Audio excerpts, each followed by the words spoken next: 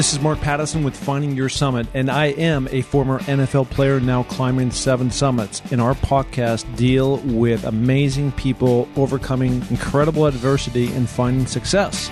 And you, of course, can find us on iTunes, Google Play, Stitcher, TuneIn Radio, and markpattisonnfl.com. And now, live from Level 5 Productions on the island of Milleronia, it's The Larry Miller Show.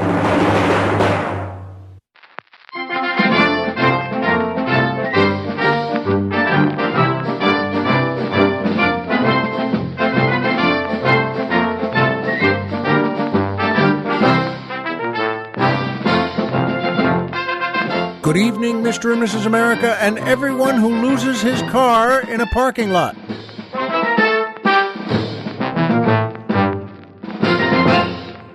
Hi, folks, and welcome back to the Larry Miller Show. I'm Larry Miller, but in a way, aren't we all?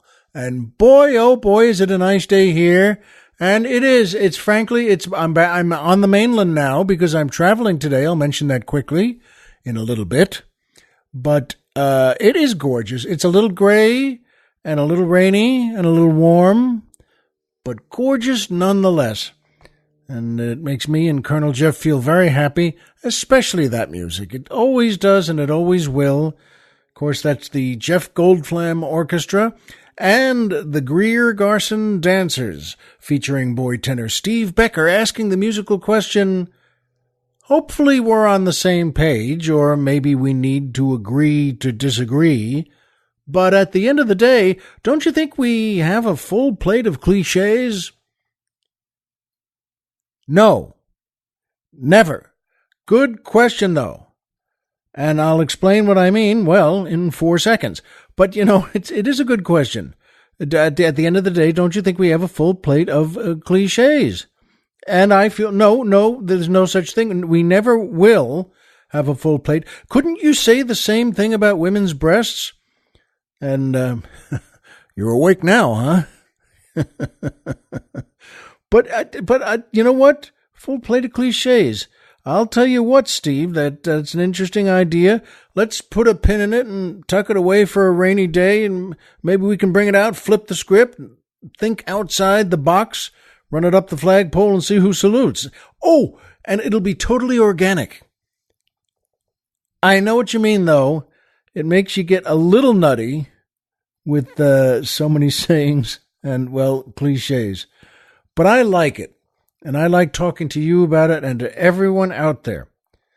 And I'm glad it'll be totally organic, even though I don't know what that means. And it's nice to mention, very meaningful to mention, the great Greer Garson. And I'll be mentioning her later. Never mind why. But God bless her, she was always one of the great stars of screen. And Jeff Goldflam, who, good friend from high school, a great fella, fun to hang around with, a great athlete, good soccer player, and strong and fast, and he was always one of my friends. And I've been thinking about him because he was killed in the attack on the World Trade Center.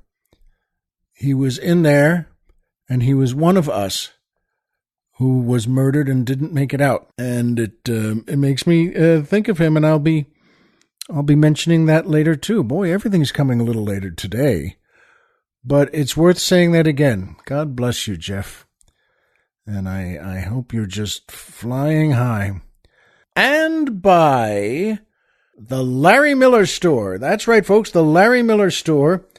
Gee, it's wonderful to bring that out. It makes me feel great. The Larry Miller Store, of course, that's something you can get to from our website, which, as you know, is LarryMillerPodcast.com.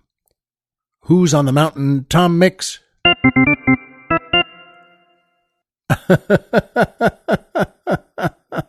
That was a good one. It's a good ball game organ. And, of course, I'm always waiting for the thing at the end, though. You know, like one piano note, a saxophone, blat, or anything at all, or just, you know, whatever it is, a balloon opening up. But it's great to think of, you know what? The Larry Miller Store. We have so many wonderful things to get, and I haven't mentioned it in quite a while. Please take a look. Click our banner. Does it have a banner there for the Larry Miller Store? We have something there. But please go to it. And, you'll find things you really like. We have 3 T-shirt designs.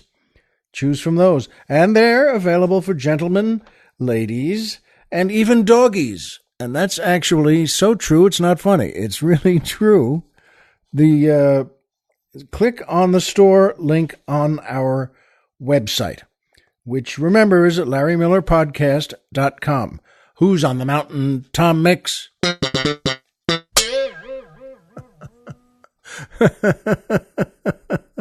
I like the pitch on that one, too. It goes...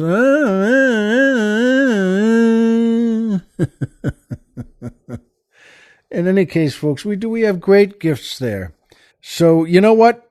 Please do that. Go to the Larry Miller Store on our website, LarryMillerPodcast.com. And no, don't worry, I won't say it again.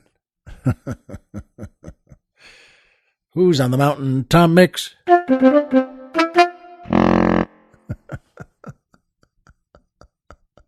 That's a good one. Yeah, that last thing, that sounds like the Titanic just after the guy in the big pole there just said, "Hey, anybody watching this? Because I don't think this is good."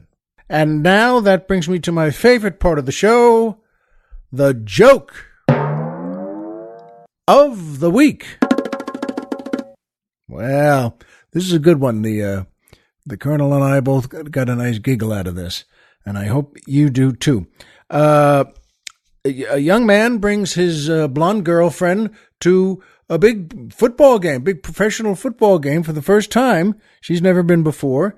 And he got great seats for them right at the 50-yard line, about 5-8 rows up behind the team there. And, well, you know what? They had a great time. It was a terrific game. And he doesn't say a word. He just loves being at the game. And he has a big crush on her. And after the game, as they're sitting there, he smiles at her and says, "Well, what did you think? Did you have a good time?" She said, "I did. I had a fine time, a wonderful time, but there was a lot I didn't understand, frankly." And, she says, "I don't understand why they're fighting over 25 cents.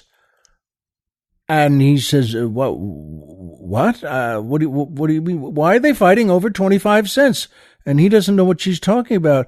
And she says, "Well, in the beginning of the game, the 2 captains and the 2 refs went out there into the middle of the field and they flipped a quarter.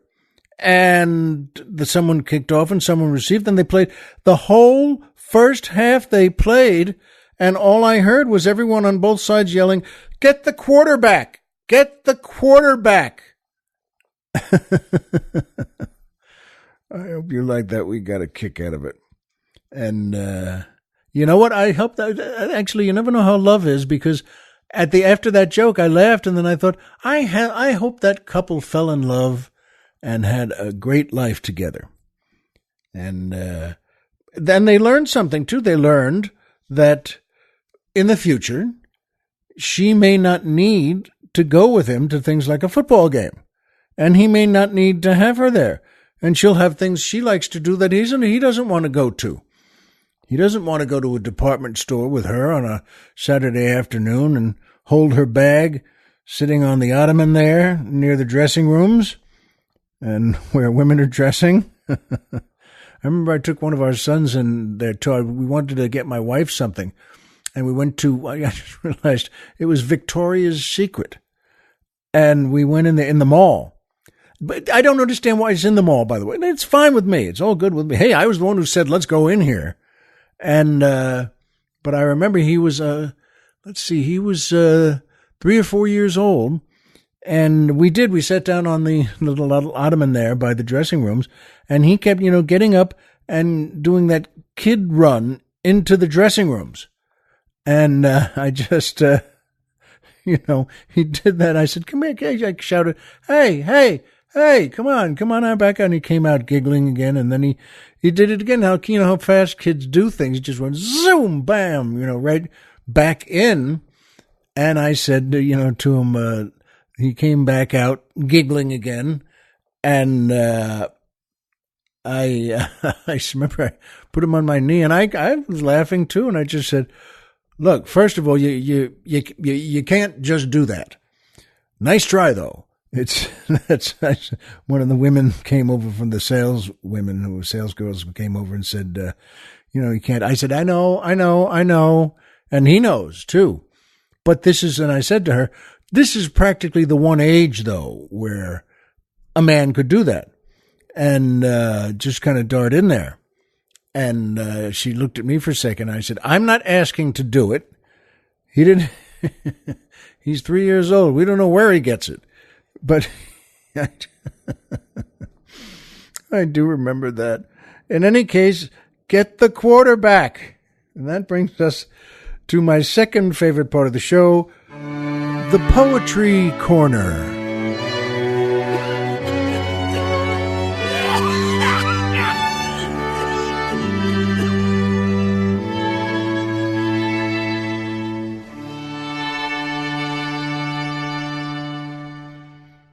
The Poetry Corner. I just realized I'm going to be thinking about the dressing room of Victoria's Secret for a long time now that it's back in my memory, in my head. So whatever I do, drive to the airport, doesn't matter. I'll be thinking, well, what is in there? Because I don't know. And folks, what is in there? I mean, somebody out there must know. A bunch of you must know. Send a note to me on our podcast.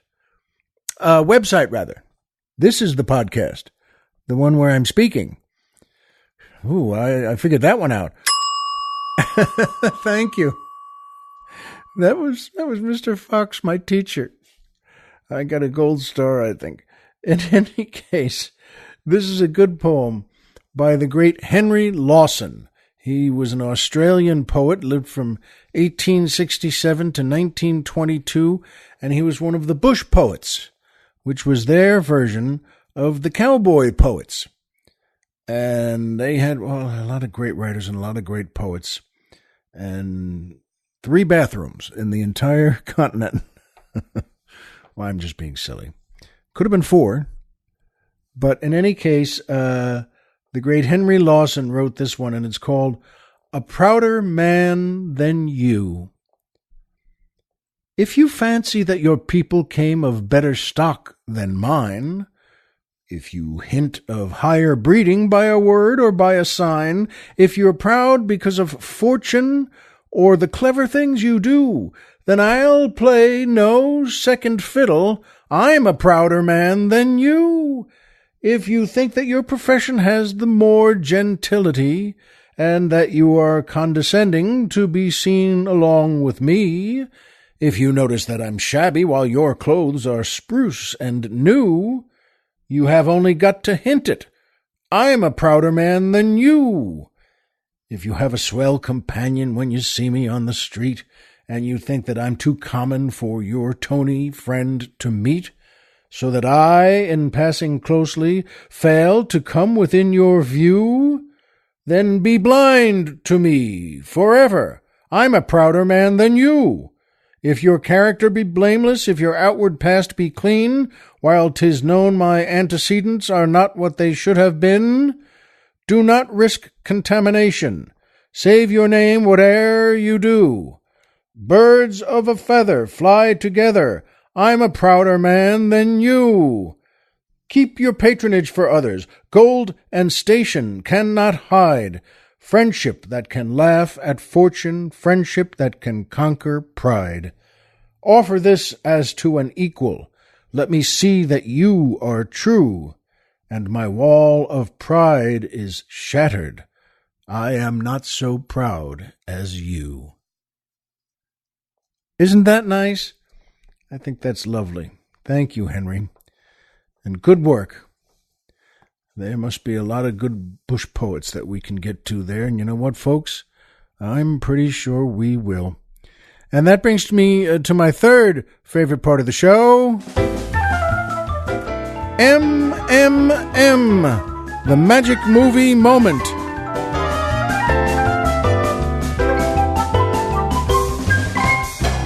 I love that last note. Folks, this is a great movie, and that's one of the reasons I brought up Greer Garson before. God bless her. Boy, she was, what an actor, what an actress. And you know what? She was in this movie, Mrs. Miniver. She starred in this movie. It's from 1942, which you'll recall, and of course they were English, and it's an English movie, and they were, in 1942, they were all in the middle of World War II. We forget that sometimes, that England was fighting, and the English people were fighting a long time before we were.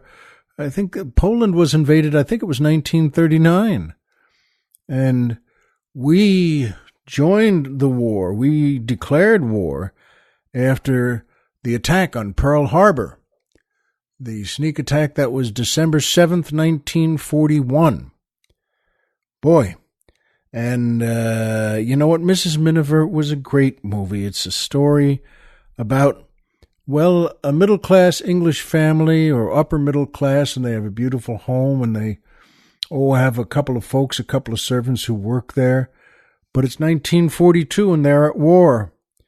And it's a story of how a British family struggles to survive these days of World War II. Oh, and directed by William Wyler. What a great director. Starring Greer Garson, Walter Pidgeon, Teresa Wright. Oh, I hope you know all of them. They're wonderful.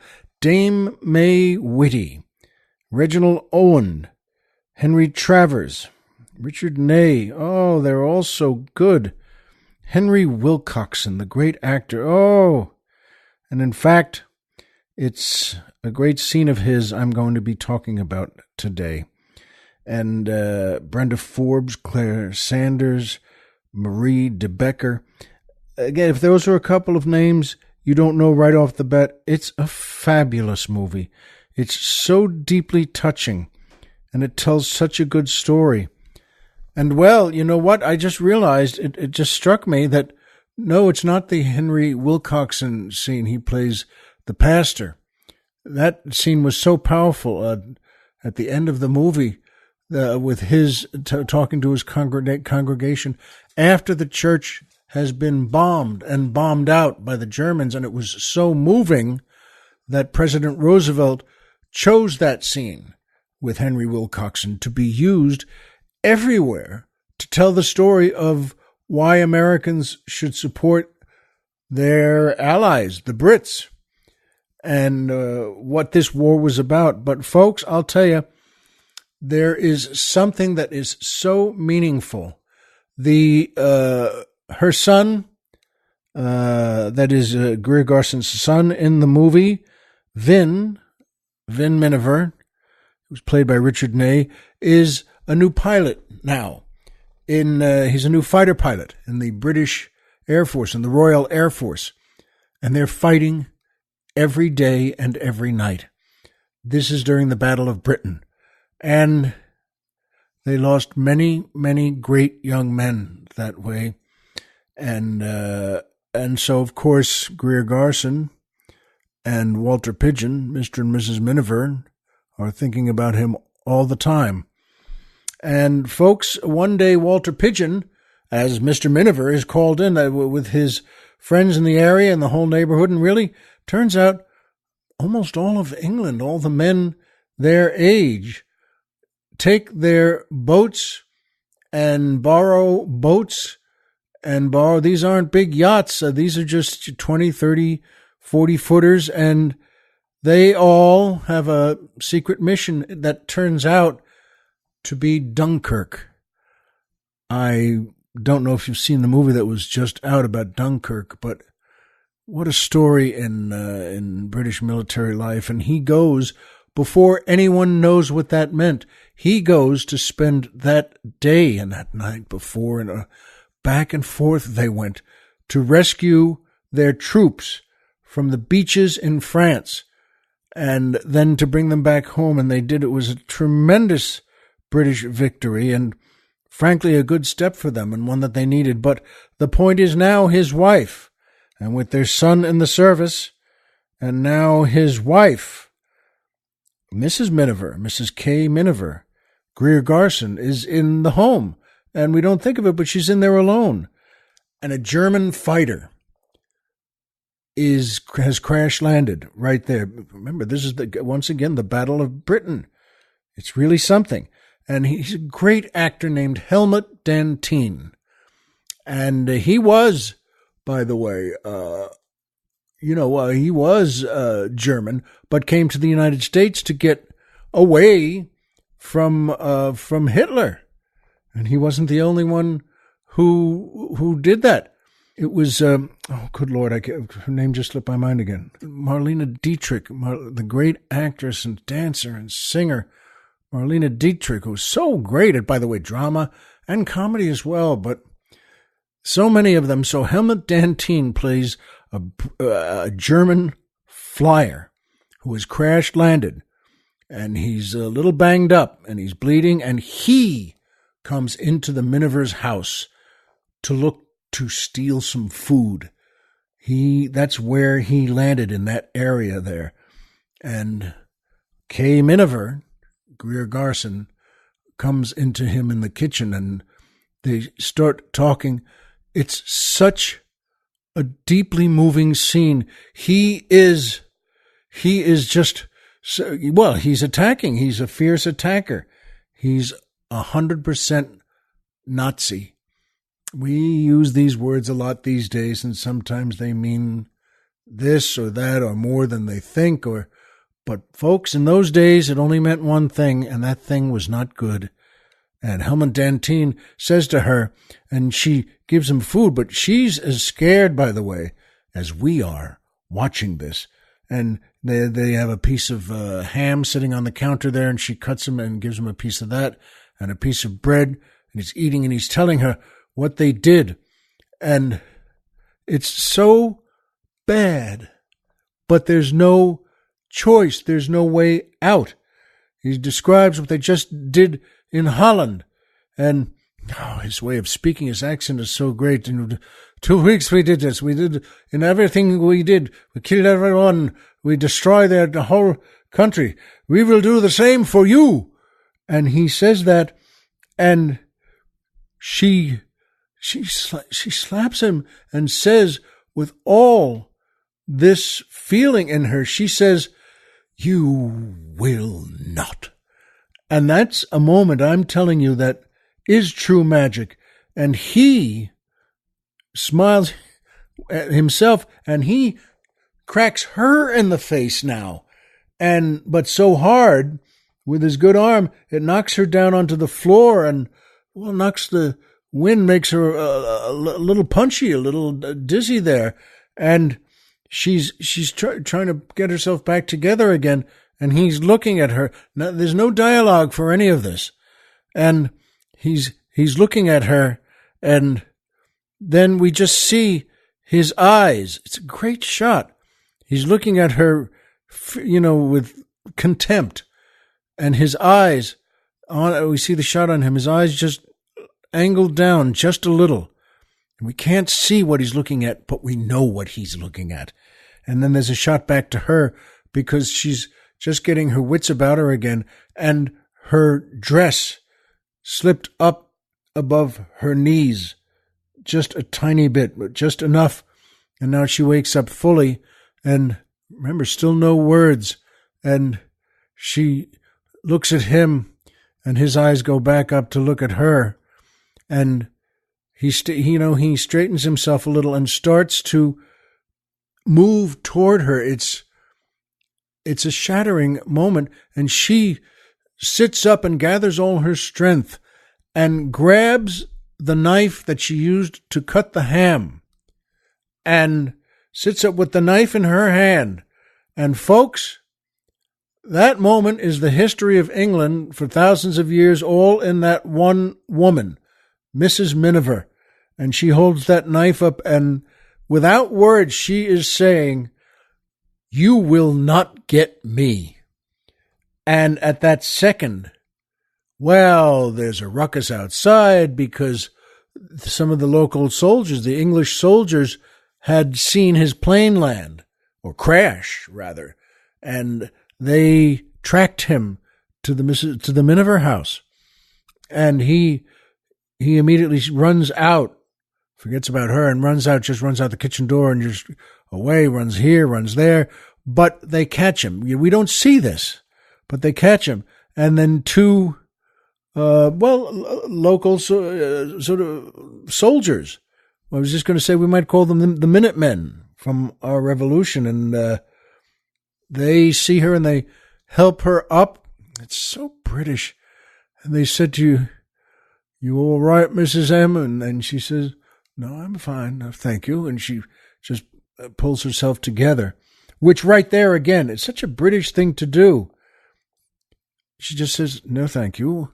And I'm all right. And then the three of them, his friend comes in and says, they got him. And there's a moment of silence there, of a few seconds.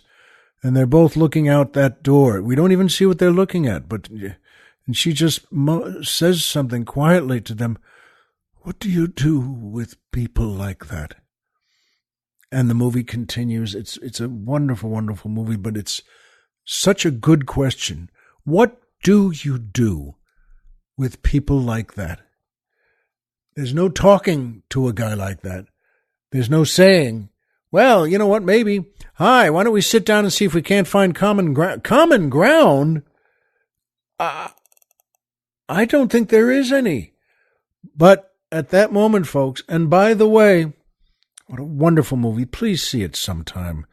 Mrs. Miniver, with the greatest cast, and Henry Wilcoxon, God bless him, plays a great pastor. It was a huge, had a tremendous effect on the English people, on the English government in America, and because it was early 1942, and we had just had a few months before Pearl Harbor, and we were in it now too. And by the way, Helmut Dantine did not have an easy time of it in Hollywood, just walking around, going to a coffee shop. I mean, that's how big this movie was, and he was great in it, in that part of the Nazi pilot. He was so awful, such a bad man, and nobody was happy to see him. So he used to go out with friends of his who were other big stars, but to go out just to get a cheese sandwich, to do anything really, and just to show folks that, and have maybe a brief, because the places would get quiet, they would get silent. If Helmut Dantine just walked in, and good luck now. You know, you don't want to eat what they give you. Who knows what they're going to give you? But he, good for him, God bless him. He was a great actor and had a great part in that. In any case, please see that sometime. And that's the magic movie moment for me, that scene. Oh, and it's so wonderful because in the story, in the script, in the directing from William Wyler, that night, Walter Pidgeon, Mr. Miniver, comes back home after serving for days without sleep at Dunkirk, saving his country's soldiers, saving British troops, and taking them back and forth, back and forth. And, of course, his wife, Greer Garson, Mrs. Miniver, Kay Miniver, had just been through this with the German pilot. And, folks, when he gets back, he washes up, and, of course, they're both just completely out of it with what they've been through, but they do such an English thing, which is a compliment, that she says to him, how did it go there? And he said, oh, fine, fine. He doesn't say anything about, you wouldn't believe what happened. And the same thing, he says to her, are you all right? And she said, yes, it was fine. It was a good day. And they're not trying to take attention away from it, but that's the way they were. And you know what? I like it. Please see it sometime. Mrs. Miniver. To travel that much, to go serve in that context, served in Europe, to march across France. Oh, after D-Day. Folks, it's really something.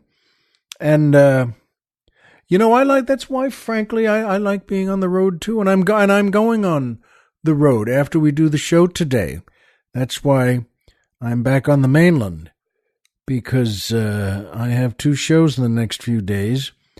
I'm working with Seinfeld, with Jerry Seinfeld in Tucson, Arizona, and in Riverside here in California. And those are great shows. I love it. He goes to great theaters, and boy, he can sell them out. He doesn't need any help selling those theaters out.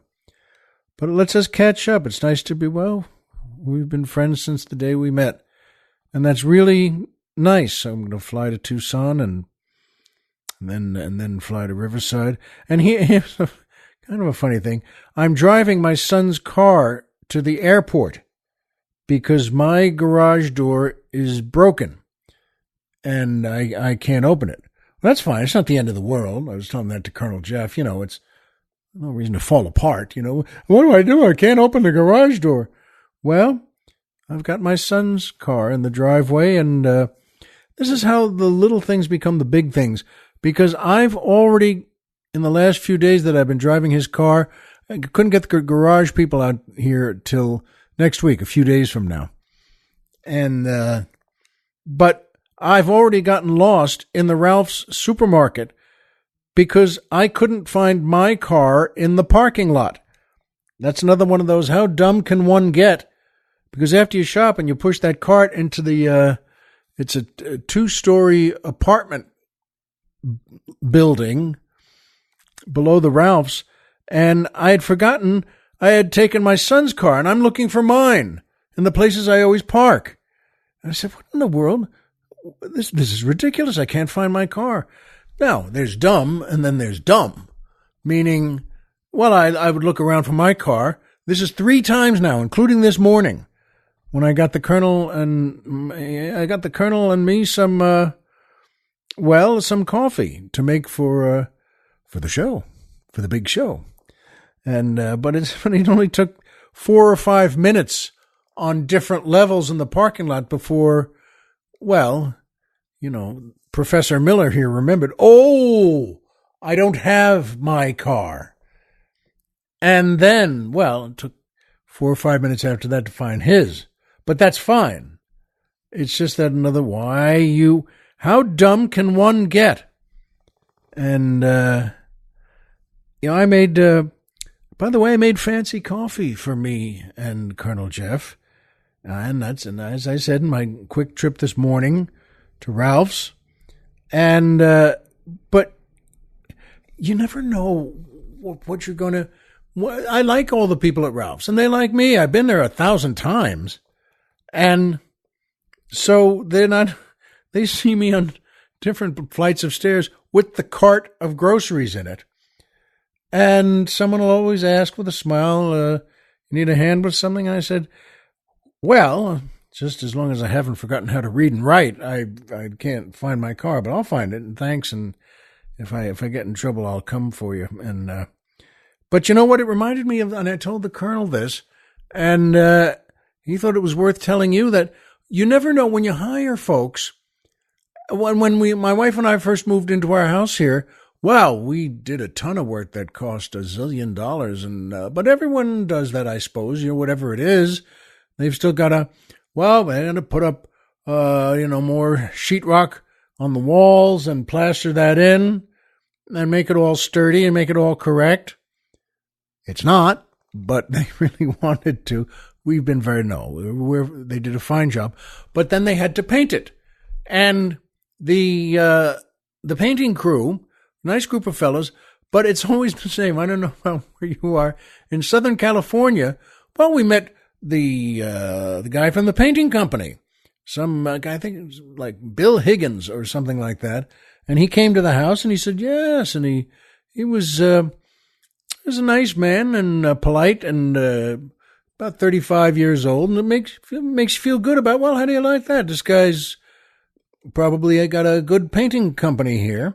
So we hired him, and we walked it around with him, and he said, we'll do this and do this and do that.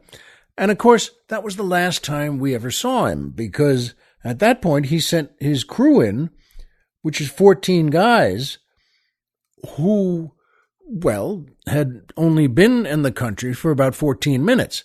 That's fine, but it's 14 young fellas, all, and they're all painting away. And but none of them could speak English, which again, that's all right. That's fine. But, the phone rang one day and I got it. And the guy said, he could speak very, very little English, but he could get enough to say, he was looking for Juan, and he said, Juan, get Juan. I said, all right, good, hold on.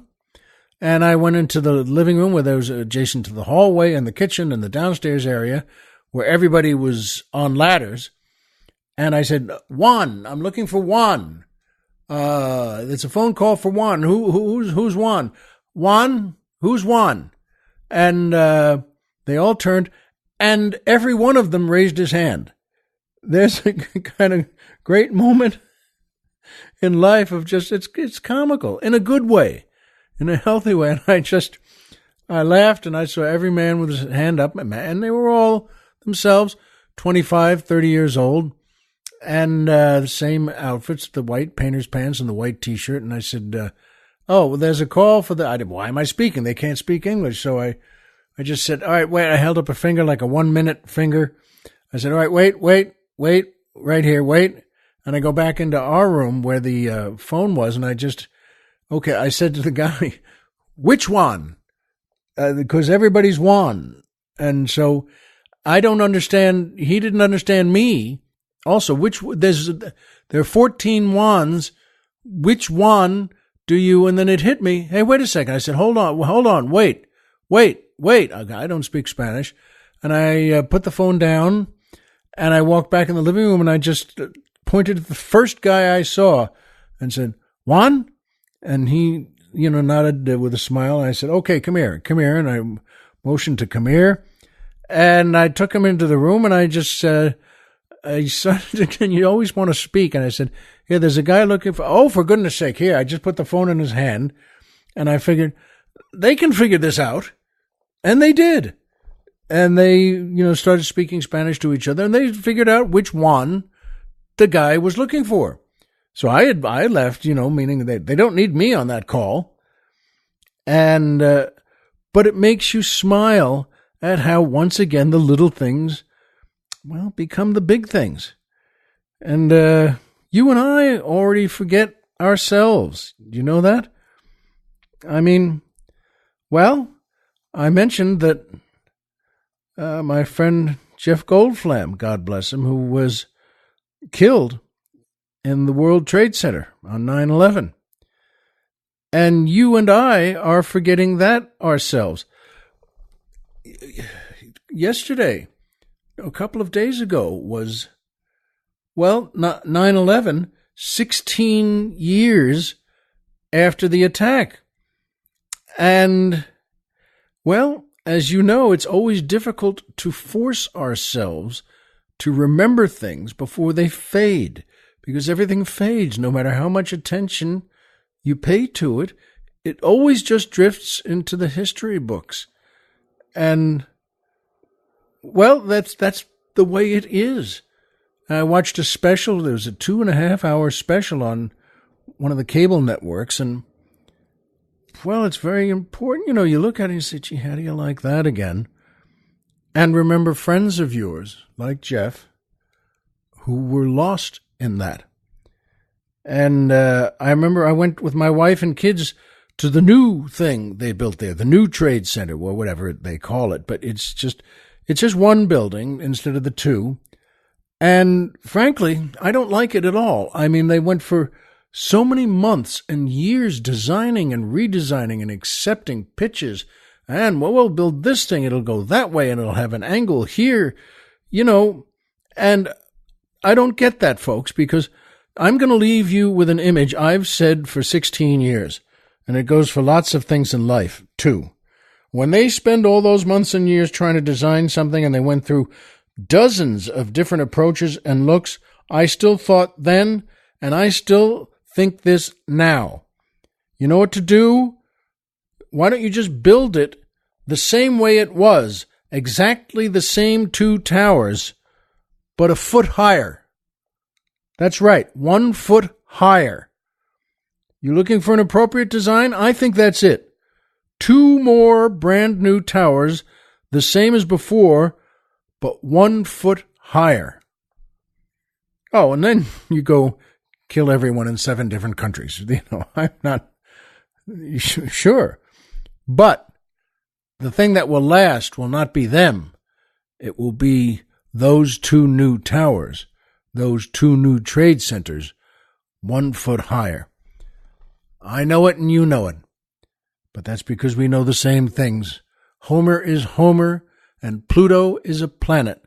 So remember, folks, as always, if you walked out of bed today and had a job to go to and a home to come back to, and someone there who loves you, folks, the game's over and you've won. So be well, remember the right things, and we'll see you here next time